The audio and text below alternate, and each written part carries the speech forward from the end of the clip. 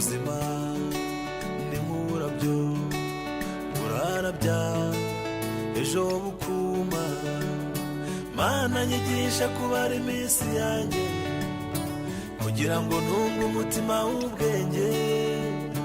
Mana nyigisha kubara iminsi yanjye ntizabe imfabusa.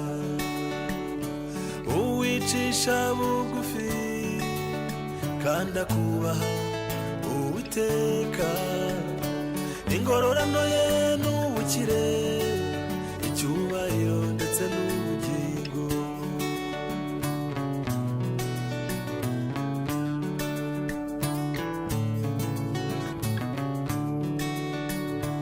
Ujye wibuka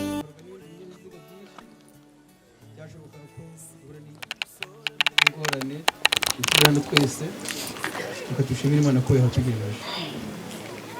Abavandimwe, ntabwo byoroshye nk'uko twaza tubivuga, kumva umuntu nk'uyu nguyu atuvamo kaza tukaba tugiye kumushyira ahantu atari budukurikire.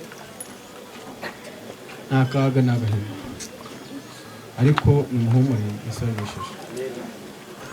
Indirimbo ya 319 amagambo asoza ahangaha mu mugoroba kugira ngo tuyiririmbe ku bayizi.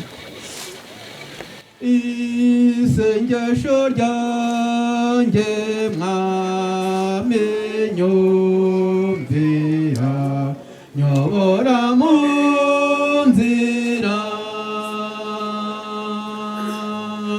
mu birushya byo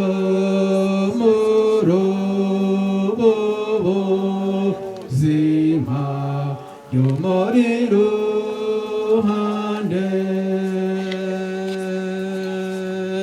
Hari ibigeragezo byishimura nabyaho njya hose.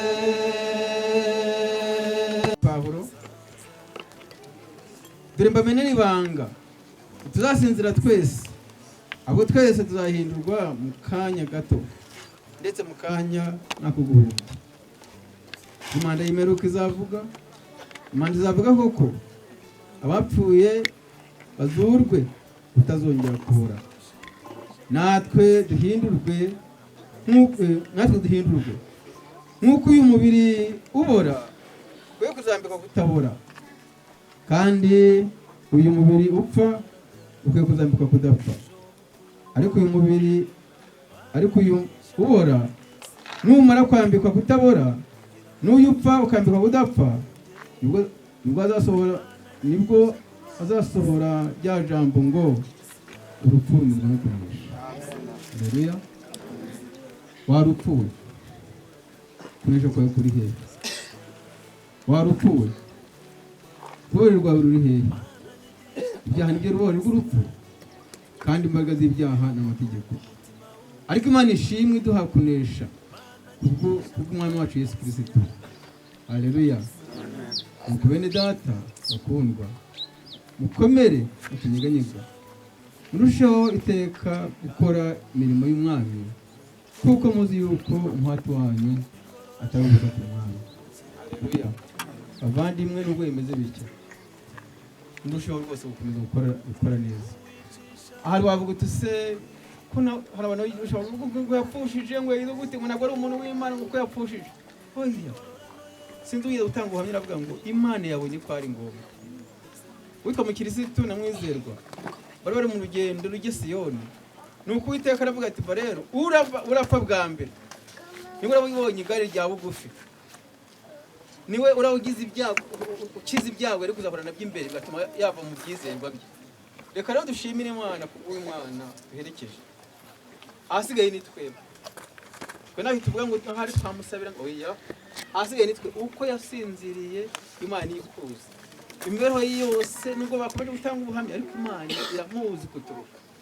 Reka rero natwe tugerageze kuboneza amatabaza yacu, amavuta yacu, kugira ngo Imana nivuga cyangwa se nidusinzira umuntu azaba afite uko asinziriye Imana yemewe. Imana idufashe mu mugoroba. hano hari amagambo aboneka muri iyi ndirimbo ya 43 aravuga ngo gupfa twiringiye Yesu kubera no gusinzira. Haleluya. Gupfa twiringiye Yesu kubera no kujya guteyemwe kubera no gusinzira. Nawe ukangurwa Mariya no tugenda umwanzi aradushuka, ariko uyu mwana amaze kugira hasi ahanga ntabwo umwanzi yigera kumushuka. Ubwo ruvuga ngo ibishuko byose biba birangiye, nawe umwanzi ashukirayo. Gusinzira muri Yesu n'uburuhukiro bwiza. Haleluya. Amen. Gusinzira muri Yesu n'uburuhukiro bwiza. Araruhutse. N'uburuhukiro bwiza. Ni amahirwe yabizeye bazahabwa ubugingo. Haleluya. Gusinzira muri Yesu n'uburuhukiro bwiza, kandi ni amahirwe yabizeye ko azahabwa ubugingo. Gusinzira muri Yesu no gukangurwamo nawe ni imbaraga y'umukiza, ntabwo zabuzwa n'ibyago. Haleluya. Gusinzira muri Yesu kuzurwa n'ijwi ry'imanda, maze ibituro bivemo abera barame Imana yashaka cyane. Bavandimwe muri mugoro, sinzi twigeze kuganira ariko kubera iki urupfutamyero imyaka aho twavukiye, dore abasore abasaza twavutse abantu bapfa, ariko ku byatunaniye kurumenyera. Kubera iki byatunaniye kurumenyera? Hari igihe akaga kaza bakuru bagapfa umunsi umwe ari be, ariko ntabwo turumenyera. Kubera iki turumenyera? Nuko ari icyaha ni icyago gupfusha kurumuntu, nta kaga. Ariko muhumure, Yesu yanesheje. Umunsi umwe tuzabwirwa amagambo avuga ngo warupfuye kunesha kwawe kuri hehe, warupfuye urorwa ruri hehe. Kandi Yesu ati ningiye kuzuka n'ubugingo, unyizera naho yapfuye azabaho. Uri mugoroba bavandimwe, ndahamagara umuntu wese uri aha ngaho umva amagambo ko gira ibyiringiro ku mukiza we. Imana niyo yakuremye, Imana irakuzi. Abantu bose Imana abazi. Reka mbabwire, Imana izi n'umusatsi uri ku mutwe wawe, ariko umubyeyi wawe ntawuzi, papa wagukunda ntawuzi, inshuti yawe ntabwo iwuzi, ariko Imana izi umusatsi wawe uri ku mutwe. Rero Imana irakuzi. Humura, ihangane, yikorere, ba muri yo. Imana yagukunda, kandi umunsi umwe uzakubwira ngo ukanguka. Uri mu gituro ukanguke, n'ubukiro duhindurwe mu kanya gato nk'ubuhumbya. Imana dufashe kandi tugire neza, dore kwihanganira ibigeragezo mu izina rya Yesu. Imana nk'umugisha cyane. Reka dusenge Imana. Uwiteka Mana yacu, turakunezerewe n'umugoroba, turagushimiye cyane. Tugushimiye ko wemeye ko imiryango yose iteranira aha ngaha kugira ngo ushyingure uyu mwana. Hari abapfa bakabura abashyingura, tugize amahirwe yo tumushyingure. Mwami wacu uri mu ijuru, urakoze cyane. Nakubariza ngo mbese ari hehe, yaguye hehe? Nitwe tugiye kumushyira mu gitaka yavuyemo. Turagushimiye. Mwami Imana yacu, ugiye kuboneza imibereho yacu, kugira ngo natwe nitugeraho tuza dufite uko tugiye. Nidukanguka tuzakangukire kubana nawe. Uhumurize imitima y'ubwoko bwawe bari aha ngaha.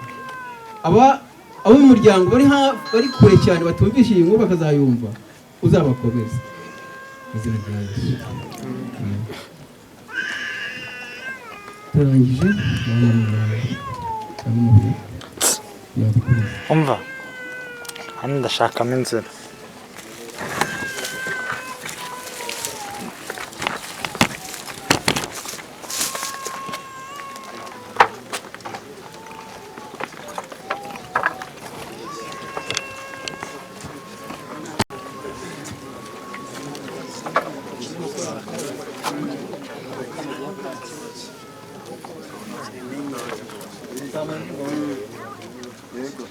Zamura muririmbe nyamuneka mwihangane turihimbaza.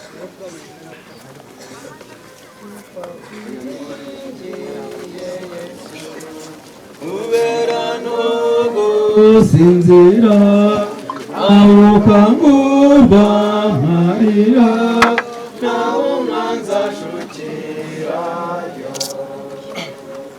Gusinzira muri Yesu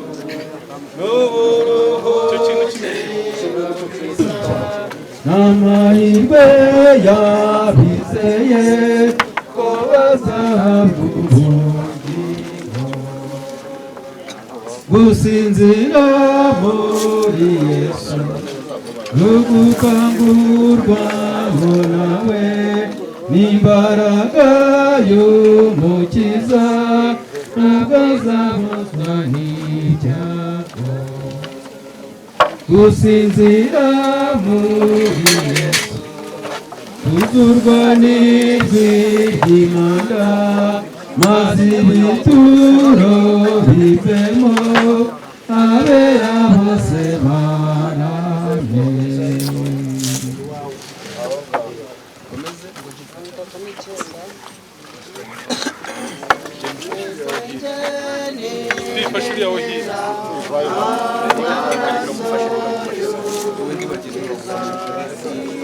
Agirundi nigana Yesu nikomeze kututana ahandi n'umusenyi ahandi n'umusenyi Imano muhisha niringiri babasize mu makubano mu byago n'amaraso ye amakumu kurikira iyo nababaye rwose aramfasha.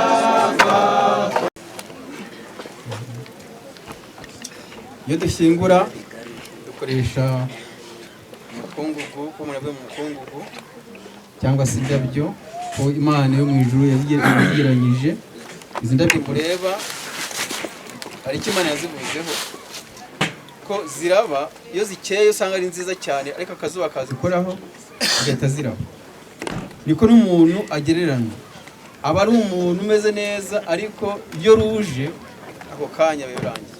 Niyo mpamvu rero dushyize izi ndabo muri iyi mva ya mwene data. Dufite ibyiringiro by'umuzuko unejejwe Yesu Kristo azabagarutse akavuga ijwi rirenga maze ibituro bya byose bigakangurwa. Niyo nguyu dufite ibyiringiro ko azakangurwa. Imana yo mu ijuru yahawe icyubahiro kandi ikomeze abasizi. Reka wateganirwe gushyingura n'abatambuke ashyiremo abakora amatorero muri hano hafi n'abanza turi kumwe hano muzajya mwihangana.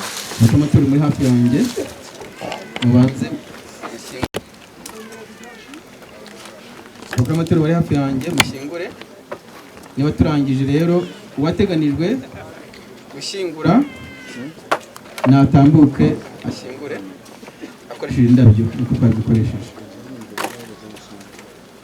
Izi ndabyo icyo zisobanuye nakibabwiye, zitamuruka mu kanya gato nuko umuntu ameze. Umuryango papa we na mama ashyingure,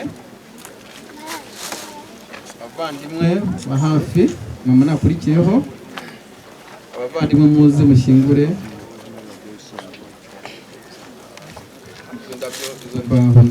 Mukandagireho neza, nyamuneka mwihangane, Yesu umunsi umwe azaduhanagura muri ku maso.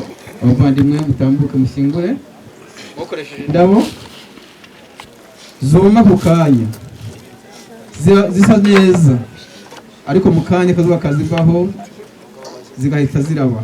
Murabona ziriya ziri hariya uko zabaye kandi bazishyizeho zisa neza. Nicyo izi ndabo zisobanura. Harigira abantu bashyizeho indabo nicyo zisobanura. Umukungugu n'indabo isa icyo yizubuzeho. Abavandimwe mujye mushyira mu icyo mu n'abandi babone icyo uko bashyingura umuvandimwe wabo. Mujye mutanga inzira, twifuza ko bose bashyingura umuvandimwe wabo. Undi yatambuke n'abandi batambuke, ariko izo mbaho mujye muzitambikaho neza. Arigere rwatirimuka ukagwamo, arigere rwatirimuka, izo mbaho muzitambikaho neza.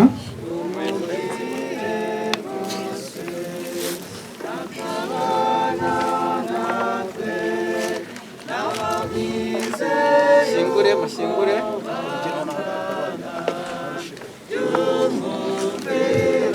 Abo bana bashyingure umuvandimwe wabo.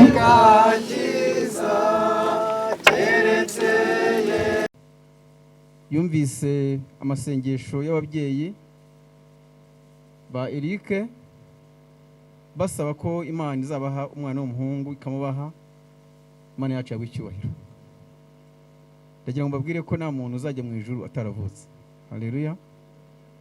Kuba rero Eric yaravutse, ababyeyi bakamukikira, abavandimwe n'inshuti bakavuza impundu, bakamuzanira igikoma, ababyeyi bakanezerwa ko babyaye Eric. Iyo Mana yo mu ijuru yabikoze ishimwe cyane. Kuba rero Eric yavuye mu mubiri, ariko urugamba rwo gukiza umuvandimwe wari umerewe nabi, agaterwa inkota akicwa, nabwo Imana ishimwe cyane, kuko yavuye mu mubiri ari gukora umurimo mwiza wese yakoze. Haleluya. Rero ijambo ry'Imana ratubwira ngo uko umuntu yasinziriye ameze cyangwa uko yapfuye imigambi yarari niyo azazukana. Ndi imbere y'abantu bangana gutya ndahamye neza ko Eric wasinziriye, cyangwa se mu yindi mvugo abantu bumva vuba yapfuye, ariko urugamba rwo gukiza umuvandimwe rumerewe nabi akaba ariwe wicwa uwo munsi cyangwa se uwo mwanya. Ndabishimira Imana, kuko ibigwi mwavuze yaba ari mu kindi gikorwa kindi kitari cyiza naho twari kubona aho duhera, nubwo tutari kubura kuvuga, ariko nabo twari kubona aho duhera. Ariko nongeye gushima Imana imbere yanyu ko Eric agiye nk'intwara. Haleluya. Icyazaduha abantu bari aha ngaha bakumva icyo kintu neza, nabo bagakora imigambi kugira ngo bazasinzira intwara. Tujya tugira igihe runaka cy'iki gihugu, tukagira umunsi wo kwizihiza intwari zaguye ku rugerero, ziharanira kurwana kugira ngo abavandimwe inshuti be gukomeza kwicwa mu buryo budasanzwe. Rero ni mpamvu mvuga ngo Eric yagiye nk'intwari. Imana ishimwe cyane. Ariko inshuti z'abavandimwe mwaje ahantu gufata mu mugongo aba babyeyi, mutekereze kuri Adamu na Eva wabuze umuntu bafite mu mugongo. Adamu na Eva bari barashyizwe mu ngobyi ya Edeni, babyara abana babiri b'abahungu. Igihe kigeze umwana umwe afata icyuma nka kiriya cyangwa se igihiri yica mwene nyina, umuvandimwe.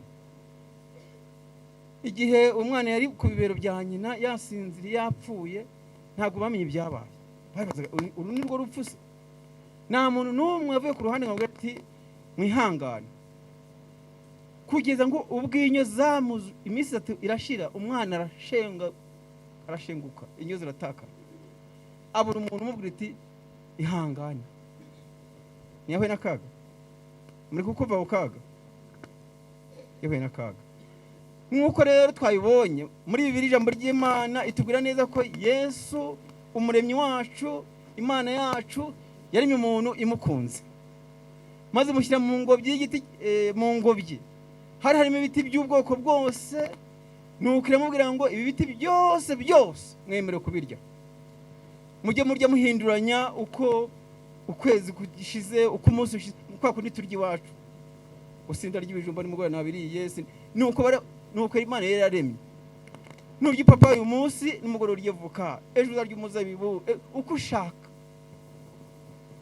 Ariko hari igiti kimwe gusa mu biti byinshi cyane kibujijwe, ntuzakiryeho, kuko umuzakiriyeho no gupfa uzagira gute? Imana ibivuga nta mikino, no gupfa uzapfa umunsi wakiriyeho. Shitani rero, shitani umwanzi wacu, wa wundi warababajwe nuko umuntu yarimwe ku ishusho y'Imana, wa wundi wababajwe nuko ngo Imana itagiye kureba umuntu ngo ajyane nayo, wa wundi wagize ishyaravuga ati uyu muntu nzamushuka kugeza ubwo Imana izateshwa agaciro. Satani yihanga mu nzoka, asanga umubyeyi wacu wa mbere Eva, aramubwira ngo harya Imana yarababwiye ngo ibiti byose byo muri iyi ngobyi byose, kandi biri tubwiye ngo ibiti byose bari bemerewe kubirya uretse igiti kimwe. Harya ibiti byose byo muri iyi ngobyi Imana yari babujije? Umudamu kugira ngo Satani yifuza kugira ngo aganire nawe, uramenye wirinde cyane gutegera amatwi Satani kuganira nawe. Iyo mwamaze kuganira aba yagufatishije. Hari abantu bajya mu masoko, hari abantu bitwa abatubuzi, ndi mubyumva. Iyo ngo mwatagiye kuganira ukamwemerera, ubwenge bujyana, siko mubyumva. Arabujyana nubwo ukagenda unamukurikiye, ufite akagare, ufite telefone, ufite televiziyo, icyo ufite cyose bikarangira ikimuhaye. Satani yamaze kuvugana n'uyu mudamu umwemereye ko baganira, rwose ibiti byo muri ingobyi byose Imana yabiduhaye tubyemererwa kubiri, keretse igiti Satani ngo nubwo yarakize, keretse kiriya giti n'ikimana yatubujije ngo twe kuzakiryaho. Uyu mudamu barakimwereza. Satani akinagamo mu buryo bw'inzoka, aratangira arasoroma naryo, aramubwira ati ko nge nyiriye mbaye iki? Burya Imana yarabujije kumuramutse mukiriyeho, mwamera nkayo, none ntacyo mbaye iki? Mudamu agira amatsiko, ariko kuko wamuganiye sindi bikiriye, reka mbabwire nguko uko twagiye mu kaga. Gupfa muzapfa, ntabwo ntacyo uraba. Tubisoma mu Itangiriro igice cya 3, icyo gice ntacyo muzaba, ntabwo murapfa, ahubwo muzamera nk'Imana, mwambare nk'Imana, mumererwe neza, ntabwo muzapfa. Harya uyu munsi turapfara? Ubwo se ari Imana na Satani habeshye? Ikindi kintu abantu bavuga, Satani ukuntu ari umuhanga, bati rwose mu gihe cyacu, bati ntabwo umuntu apfa ahubwo ajya mu ijuru. Yitabye Imana kugira ngo Satani akomeze cya kinyoma cye gikomeze kibaho gutya. Ntabwo umuntu yapfuye ahubwo yitabye Imana. Ntabwo Imana ihamagara gutya ngo ababyeyi barire bapfunde bagira wapi. Ntabwo Imana ihamagara gutya, ahubwo Imana iravuze ngo umunsi mwakiriyeho no gupfa muzapfa, kwe nta kindi kirenzeho. Twakiriye rero tugomba gupfa.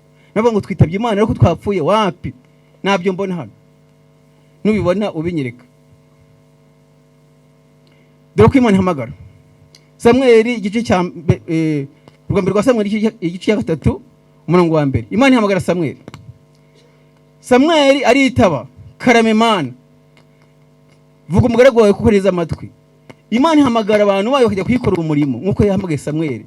Imana ihamagaye Dawidi, Imana ihamagaye Mose, Imana ihamagara abantu benshi yagiye ihamagara kugira ngo bayikorere. Ntabwo niyo Imana ihamagara ngo umuntu yitabye Imana. Kwitaba Imana sicyo, ni ugupfa no gusinzira. N'ibintu bibiri. Yesu yavuze ngo yasinziriye cyangwa yapfuye, muvuge ebyiri zumvikane. Azazuka, abapfiriye muri we bazazukira ubugingo bw'iteka. Haleluya.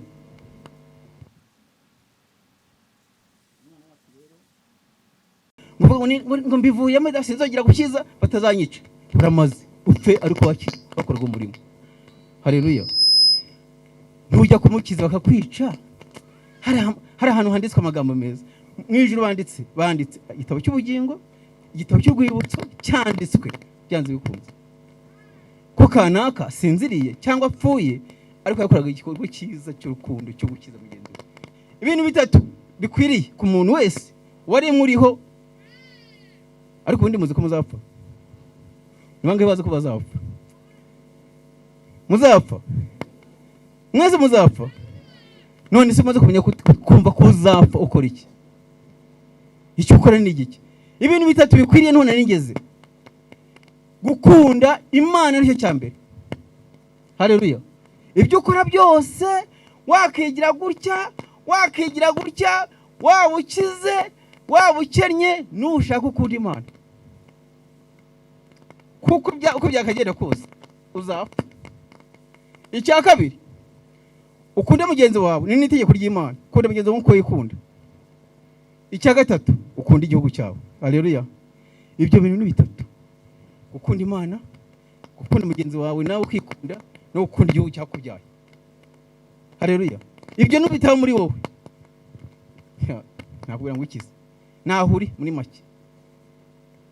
Imana yacu yo mu ijuru yatubwiye, iravuga ngo nimuhagarike imitima yanyu mwizere Imana nanjye munyizere.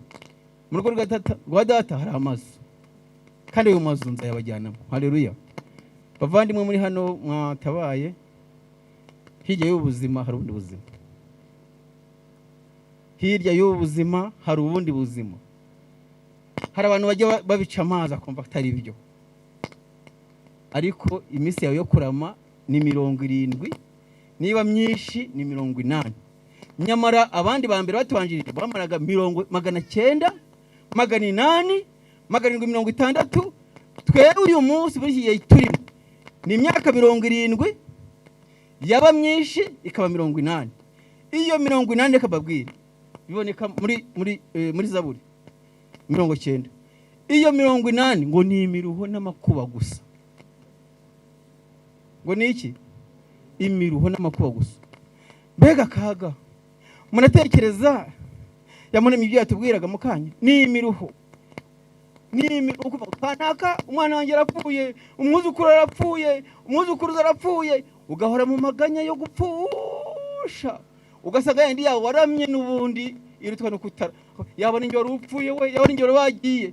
Nibyo gusa muzabamo. Ni imiruho n'amakuba. Iyo myaka myinshi 80 nugupfusha bari mu bato kuri imyaka 30, 10, uyu ngo ni 22.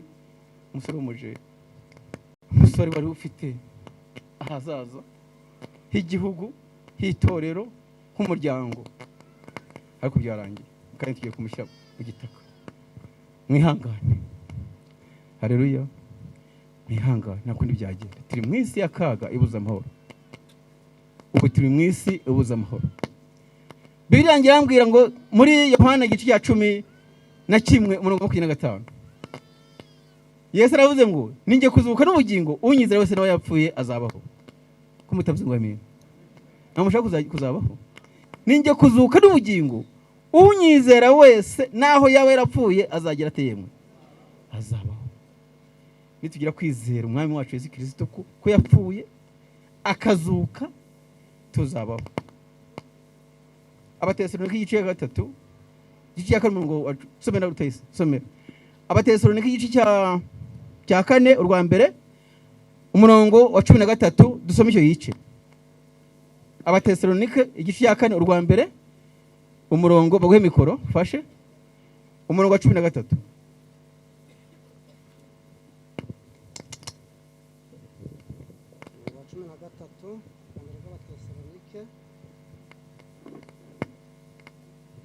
Igice cya 4 umurongo wa 13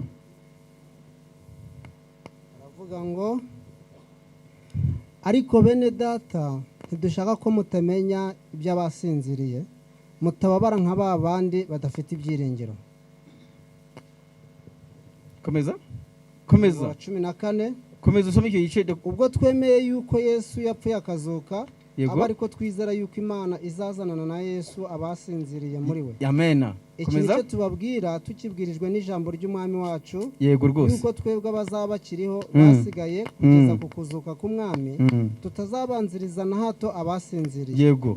Kuko umwami ubwe azaza amanutse ava mu ijuru, yego, arayunguruye ijwi rirenga hamwe n'ijwi rya marayika ukomeye n'impanda y'Imana, yego, nuko abapfire muri Kristo nibo bazabanza kuzuka. Amen. Komeza. Maze natwe abazaba bakiriho basigaye duhereko tujyananwe nabo, tuzamuwe mu bicu gusanganira umwami mu kirere. Amen. Nuko rero tuzabana n'umwami iteka ryose. Amen. Komeza. Nuko mumaranisha imibabaro kubwirana aya magambo. Amen. Amen. Amen. Bavandimwe, umuryango mugari, aba hafi na kure w'uyu muryango, mumaranisha umubabaro kubwirana aya magambo, kuko hari igihe kimwe tuzabwirwa amagambo akomeye ngo urupfu ruzabaho ukundi. Hari umunsi tuzabona university idasanzwe, mujya mukora kumwavutse, kumwashingiwe, kumwagize ya bintu byose mujya mukora. Hari umunsi umwe tuzakora itangaje. Yesu ngatubwire ngo bana banjye ntibazongera gupfa. bana banjye muzongera gupfusha. Bana banjye urupfu rumizwa no kunesha.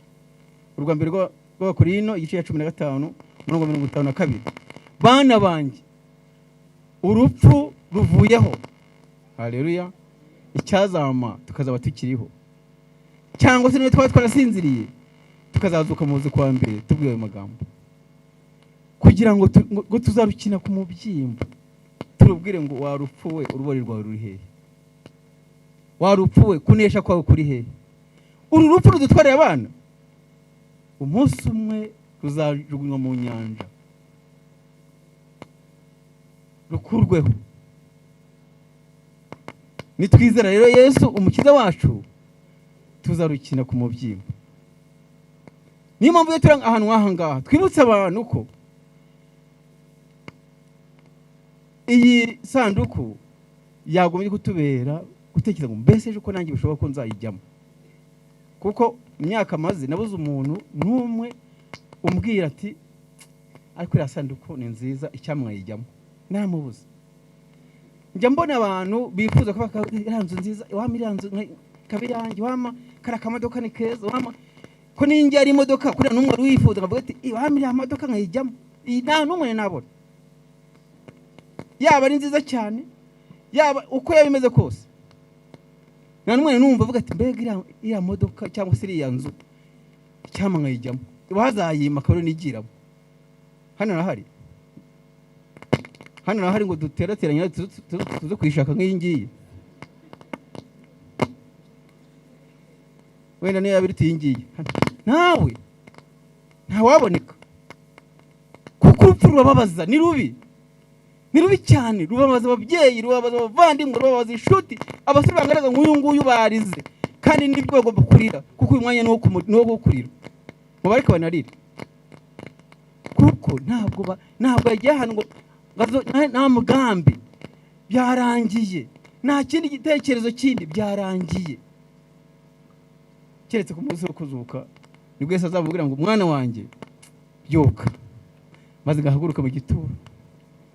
Lazaro igihe kimwe witwa Lazaro yarapfuye, apfa. Yesu aramaze iminsi akiza abandi bantu, imiryango nk'ingi iri hano bakavuga ati Yesu barabagambanye, barabeshya ngo yapfuye, kandi yari yagiye muri koma none akagarutse atapfuye. Yesu arirengagiza, ajya kure, arirengagiza iminsi nirashira, kugira ngo abemeze aze neza iminsi n'umuntu yapfuye. Hari twagiye guhingurira ubundi ahantu banga ko dukuraho kubera ko byari byagenze nabi, kugira ngo tumusezere tumureba, barabyanga kuko byari byahindutse. Yaramaze iminsi 3 kandi yagiye no muri moroge rwose, ariko byanze. Yesu rero yari wa Lazaro yari mu icyo gihe nawe, kuko witwa Mariya mukundaga nkuko mushiki we yavuze ati mwana wanjye, mushiki wa musaza wanjye namukundaga cyane. Mariya niwe yaravuze ati yuza kare, yuze ejo ubundi, ubu yapfuye aranuka, we kuhegera. Yesu umwami wacu avuga ati ngiye kuzuka n'ubugingo, unyizera nawe yapfuye azabaho. Bavandimwe b'uyu muryango nimuhumure, Yesu niwe kuzuka n'ubugingo, umwizera naho yarapfuye azabaho, kandi mumaranisha imibonano kubwirana ayo magambo. Haleluya. Muhumure, Yesu ari hafi. Muhumure, Yesu mu mabaro nk'uyu nguyu aba hafi yacu. Muhumure, Yesu mu byago aba hafi yacu. Reka dusome isomo risoza Ibyahishuwe 21 umurongo wa 4. Agira dusomera isomo risoza Ibyahishuwe 21 umurongo wa 4. Aravuga ngo izahanagura amarira yose ku maso yabo, izahanagura amarira yose ku maso yabo, kandi urupfu ntiruzabaho ukundi, kandi umuborogo cyangwa gutaka cyangwa kuribwa ntibizabaho ukundi, kandi umuborogo cyangwa gutaka cyangwa kuribwa ntibizabaho ukundi, kuko ibya mbere bishize. Komeza gato. Iyicara kuri ya ntebe iravuga iti, dore byose ndabihindura bishya, kandi ati andika kuko ayo magambo tuvugiye aha ngaha ari ayo kwizera, kandi nayukuri. Imana yo mu ijuru ibumvishe ko amagambo dusomye mu byanditswe byera ari ay'ukuri. Imana yo mu ijuru ibumvishe ko umunsi umwe tuzakanguka tuzuwe na Yesu Kristo umwami wacu. Niyo mpamvu uyu munsi ukibona iyi sanduka y'umwana wacu, umuvandimwe, inshuti, tuvuge ngo mbese nge nzagenda asize inkuru ki imusozi. Ntango nawe yasinziriye yarwanaga urugamba rwo gutabara umuvandimwe wari kwicwa. Ese wowe uzasinzira bimeze bite? Icyaduha twafatira ingamba kugira ngo twizere umwami wacu w'amahoro, umwami waducunguye kandi uzatuzura.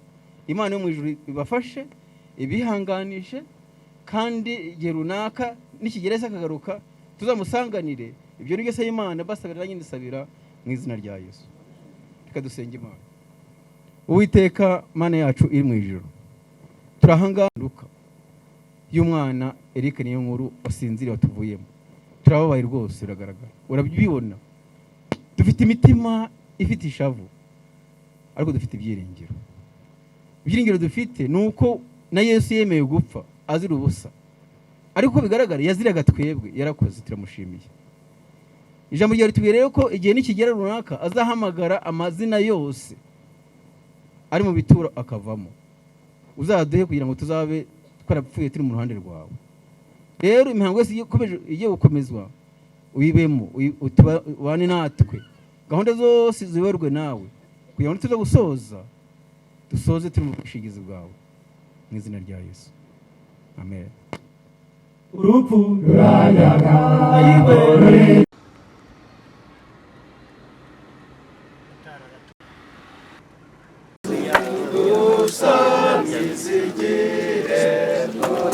Mukomeze mushyiremo indabo, mukomeze mushyingure umuvandimwe. Ntabwo tuzongera kumubona keretse umunsi w'umuzuko.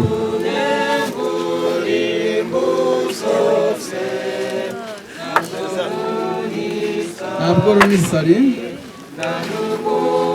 icyo gihe nta ntwari tuzagira, tuzahirwa nitumwizera, tuzahirwa nitumwizera, tuzahirwa. Icyaduka turi ahangaha tukabyumva neza. Akandi gakiza keretse Yesu wenyine. Umwizigire, tuzajya twishima turi kumwe nawe, tuzagenda nitumwizera, tumwumvire rwose. Azajya dutuma ntacyo tuzatugitinya.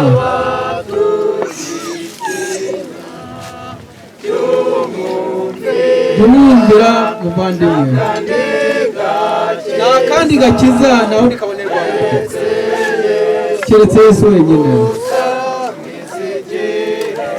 Umwizigire,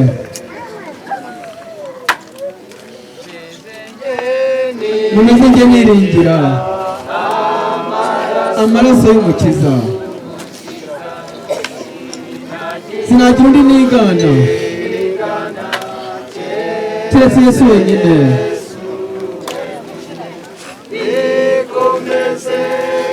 Uwo ni urutare rw'Imana rwonyine, ahandi hose ni umusenyi keretse kuri Yesu wenyine. Umwijima n'umubisha, uyu mwijima bavuga ni akaga nk'aka ngaka turimo. Amakuba no mu byago nta na rimwe atuzibukira. Mu kaga gakomeye ntabwo tuzibukira.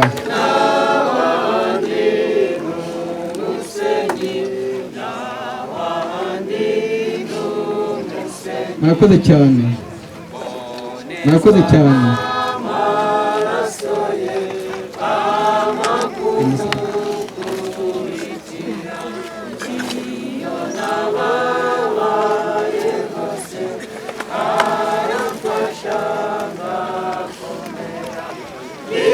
Komeze kutare na wandi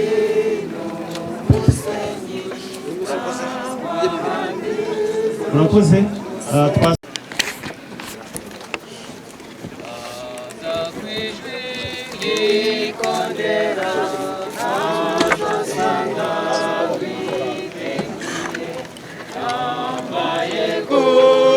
gukiranuka nta ntege z'abanjye mfite bikomeze kugeza ubwo tuzabonana nawe kugeza ubwo tuzabonana ubwo tuzabana na Yesu kugeza ubwo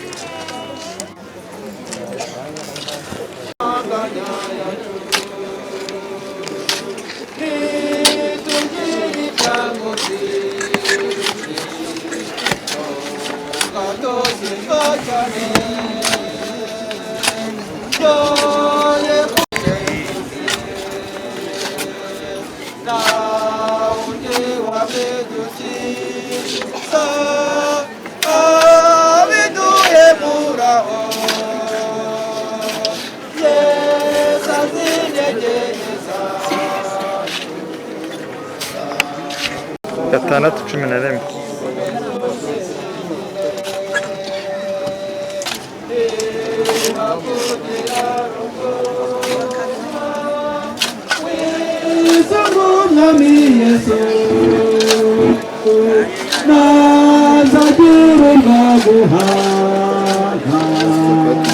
ndabakuriramo n'amafoto make nabi.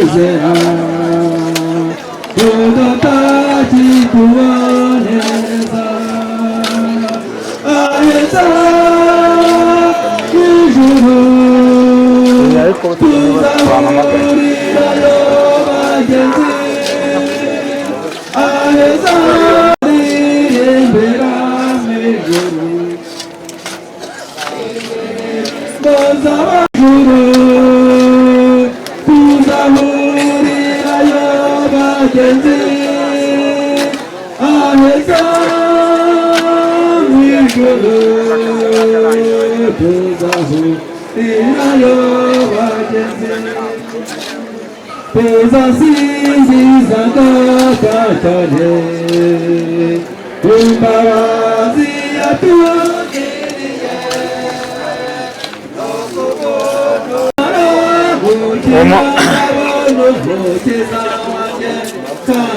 marira kuri umuntu wambaye ikote ry'umutuku. igerayo mfatira iyo foto ya bariya bantu.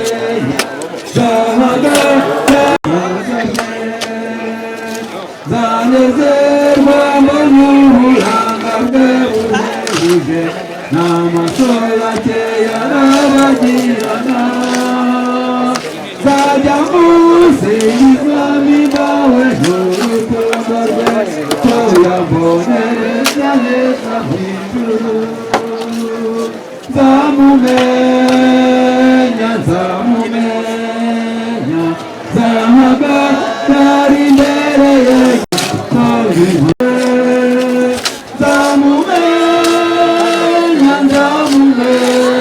Mogiho zambarire imyambaro yera Karihana naberinde hiko ya Mose Kandi ndifuza kubona umukiza Zamumenya Zahaba yari imbere yenyize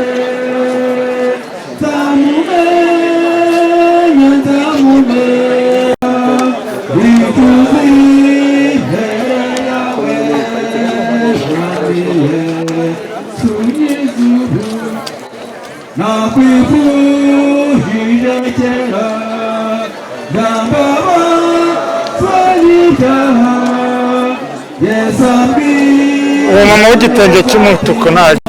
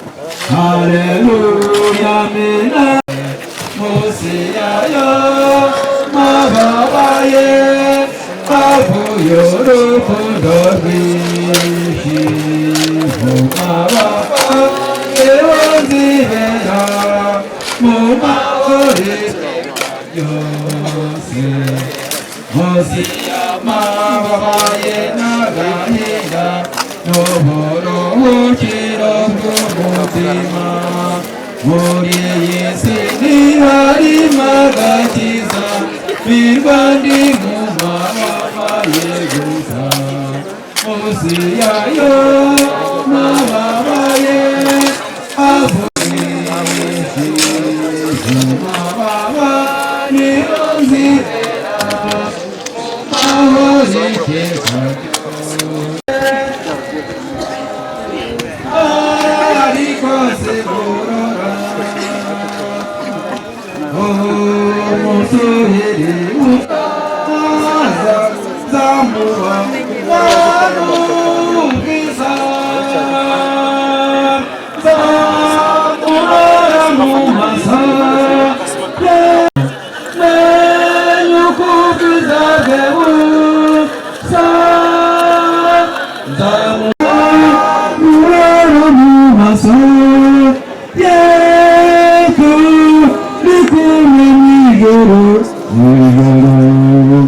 menyukubiza nzamusingiza iteka nzanezererwa imbere ye nzamurora mu kuri kumwe n'ijoro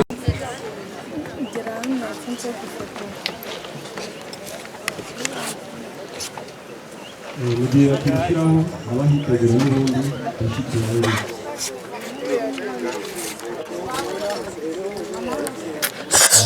muve mu nzira.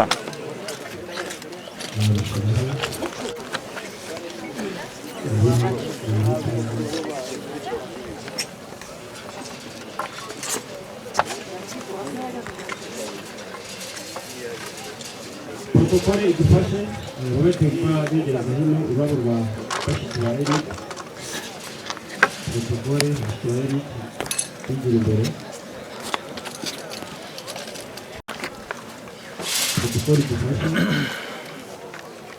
abe hitegura umuryango cyangwa famiye Mukarubuga Albert umuryango wowe witegura famiye Mukarubuga Albert wowe witegura. Protokole mudufashe bashiki ba Eric bashyiriho ururabo mu kimenyetso cy'urukundo.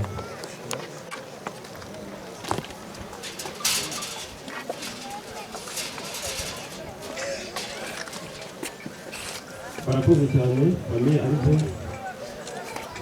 nabo bigira imbere. Protokole badufasha kugereza ururabo rwateguye.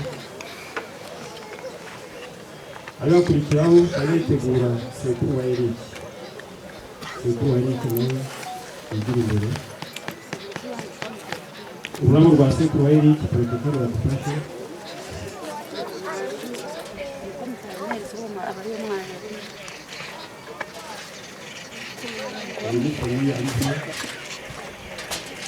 Sekuru wa Eric ari haba hitegura famiye Eradi na Sandrine nabo bari bitegura. Sekuru wa Eric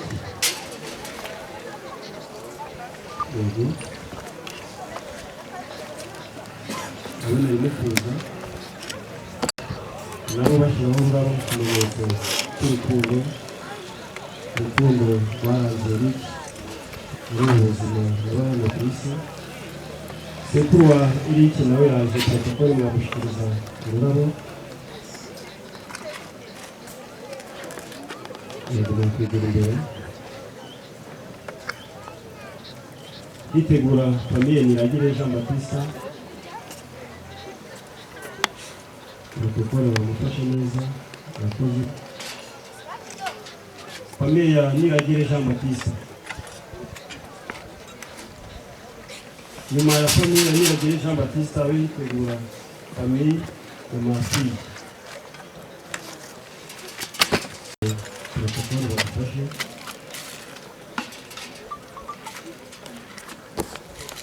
Yego. Papa. Famiye ya Masi nayo yigira imbere. Famiye na umuryango wa Masi abo bakwigira imbere.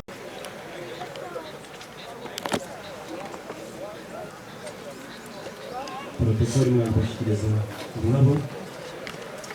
Yitegura inshuti za Clementine zaturutse Kamonyi.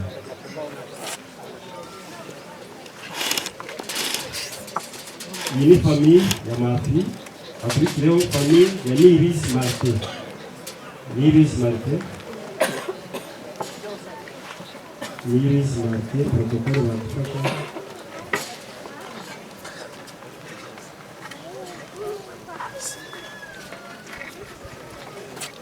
Inshuti za Claire cyangwa za Clementine, yego murakoze. Famiye Niyibizi, Niyibizi Martin,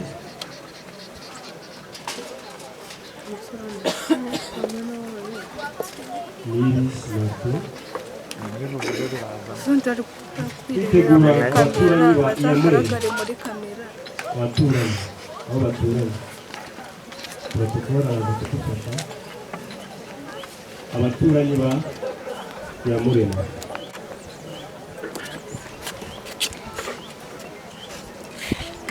nyuma y'abaturanyi ba Iyamuremye baba yitegura abaturage b'umudugudu Gitaramuka. Abaturanyi ba Iyamuremye barakoze, abaturanyi barakoze rwose. Abaturage b'umudugudu wa Gitaramuka, abaturage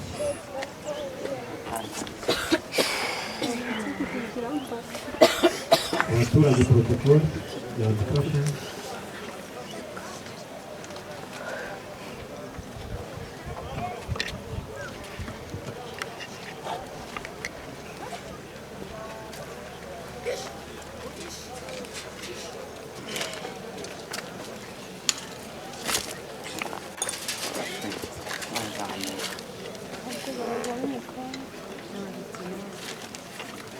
Murakoze. Aba ni abaturage b'umudugudu Gitaramuka, nyakwigendera cyane umuvandimwe wacu Eric.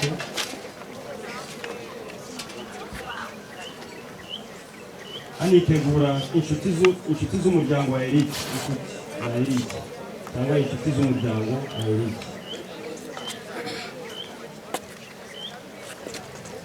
Izi ni inshuti za Eric. Protokole badufasha abashyirangabo. Inshuti z'umuryango wa Eric,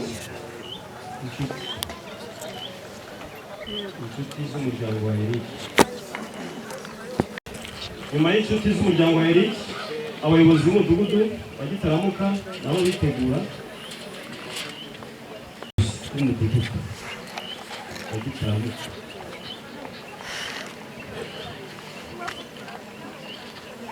Aba ni abayobozi rwose murakoze, urukundo nk'uru muzarubana.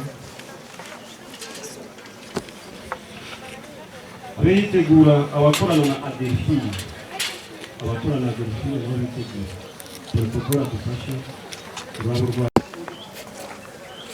Abakorana na Adelphine bitegura abaturanyi ba Adelphine na Eric aho baturanye i Kigali. Aba ni abakorana na Adelphine, murakoze rwose. Abaturanyi ba Adelphine na Eric i Kigali, abaturanyi babo.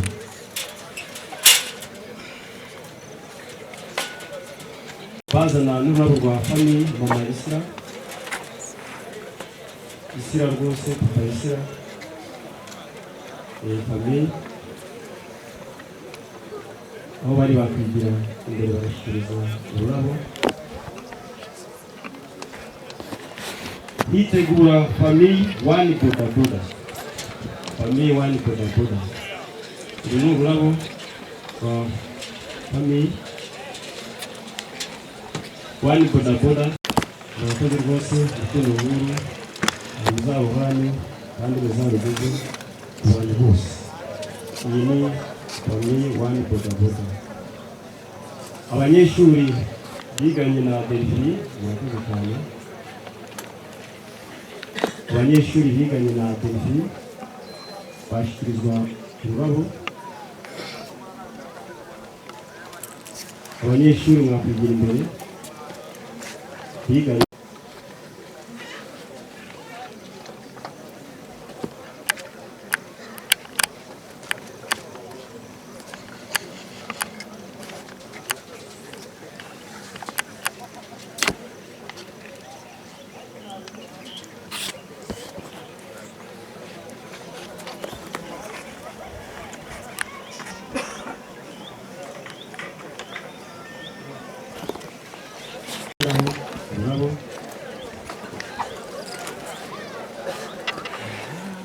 hari n'undi waba wateguye cyangwa wateganyije gushyiraho ururabo twaba tutamusomye yaruzana akarushyiraho. Murakoze cyane abanyeshuri biganye nawe urukundo nkuru uzaburage abantu bose rwose bazajya bagira urukundo nk'urwo mufite. Murakoze cyane rero kuri uyu muhango dusoje wo gushyiraho indabo. Hakurikiraho gahunda y'itorero. Dusenge. Twongeye kugushima data mwiza, izina ryawe rihabwe icyubahiro. Katugushimiye gahunda yo guherekeza umwana wacu ubona giko cyacitse uhabwe icyubahiro data. Reka kandi n'inshuti n'abavandimwe n'imiryango kandi data uko duteraniye aha dushoboze kukwitegura iherezo ryacu rizabe ryiza. Reka rero ubwo tugiye gusubira ku macumbi data ubane natwe mu rugendo kandi uturinde tugereyo amahoro dushime izina ryawe. Reka rero ugomeze gahunda zose ziri bukurikireho kandi ugomeze ubane natwe kandi ugomeze utugirire neza uduhe umugoroba mwiza mu izina rya Yesu, amen. Reka twakire uhagarariye umuryango wa Iyamuremye. Murakoze cyane, ntabwo tuvuga byinshi no gushima mu izina ry'umuryango mugari Iyamuremye baturukamo. Reka dushime itorero ry'Abadivantiste umunsi wa karindwi ryatubaye hafi mu nshingano Imana yarishinze hano ku isi. Imana ibahe umugisha, turabashima byimazeyo rwose kandi turashima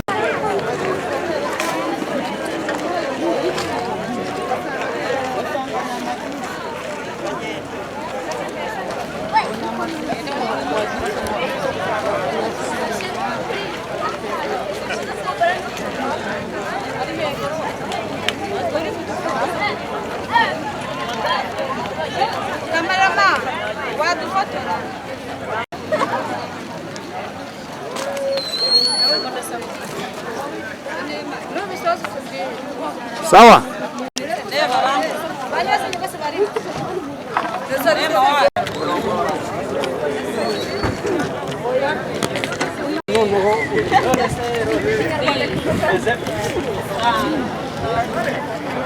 No.